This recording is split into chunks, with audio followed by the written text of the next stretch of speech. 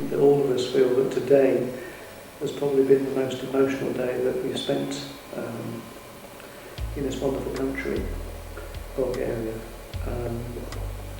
This morning we saw 3 people, 3 families, went to their homes. These people who have so little gave so much. We got greeted with thanks for the parcels, we got greeted with food, we got greeted with love and affection.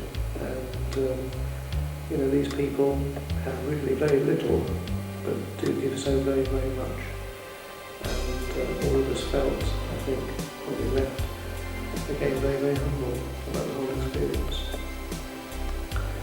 One particular lady who we met lived on her own. Her husband died about a year ago, and the heating bills are far in excess of the income that she gets, and I suppose you can describe it as the local council have taken out radiators, so that she has one radiator on only, and she's told us that she would only have it on in January, but it's going to be really, really cold. And so when we were in there, although it wasn't freezing, it was certainly cold, but you can feel it getting colder. And for an older lady, she must feel the cold more than we do. And she's not going to have a heat on until January, possibly February. So pretty sad. The first guy we saw, a disabled person, a small guy, very proactive, showed us his computer, gave us his email address, he'd like us to contact him. But again, a very sad story there that being disabled, he'd lived in his house for many years. Again, the poverty that these people have in terms of not having enough food to eat, and again, living more hand to mouth, but not even hand to mouth. I mean, I think that they actually live sort of worrying about each day because where's the next sort of food or parcel coming from. Certainly the people we spoke to this morning, although very grateful for the parcels that we gave them, didn't really want the parcels and hoped that things would improve so that these parcels could be given to poorer people, because it's a very proud people. And they were very thankful for the people in Chelmsford and Essex giving them the parcels.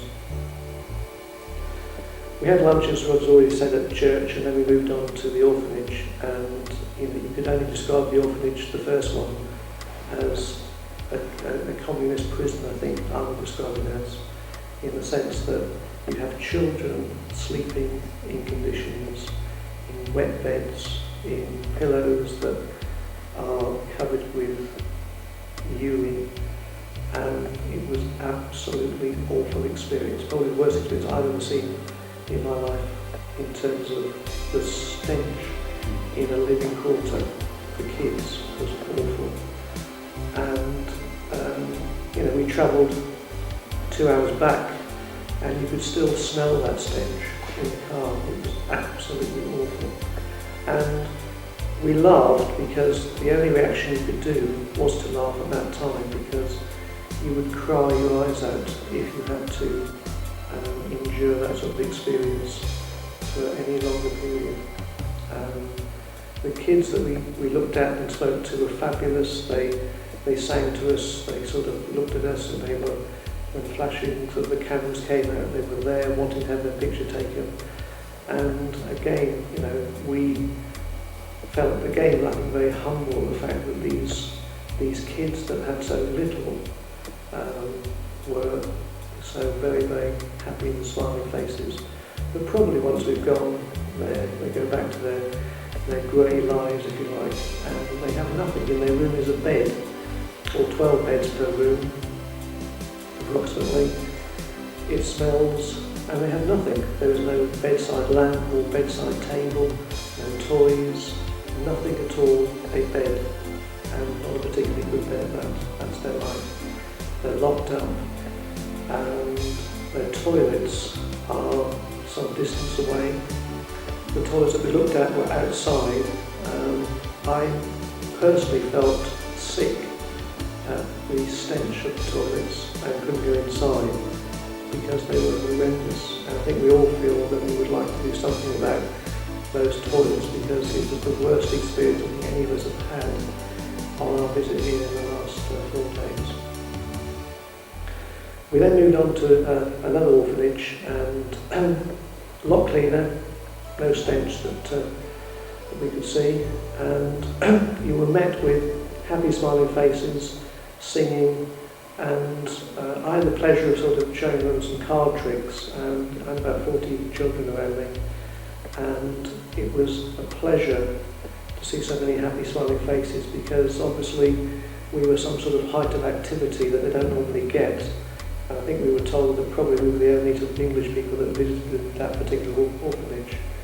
And it was quite sad that their lives revolved around nothing. We came to their orphanage and we were something different. They got very excited about the fact that somebody came with a camera, somebody was flashing cameras about, somebody had a pack of cards, and they were excited by that. Whilst showing them tricks, this young girl wanted to sing for us, and she had the voice that could only be described with the voice of an angel.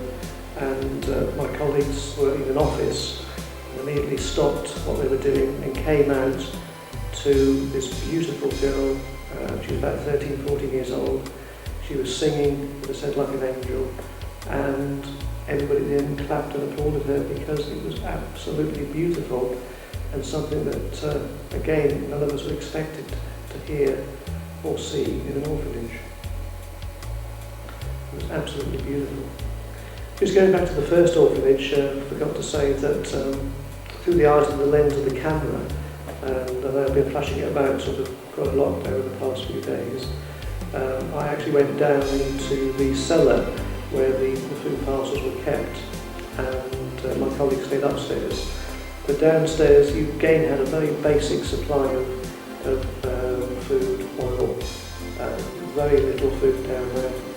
Food parcels filled up most of it, but it was damp, it was cold, it was not very pleasant, and again it was not a very pleasant experience. So I think today has been a day that we will reflect, and it will certainly have some memories for a long, long time ahead. And I hope that we can relay messages back to the people of Tilsed and Essex to say that there is still a need, and if we can help in some small way, then I think we should.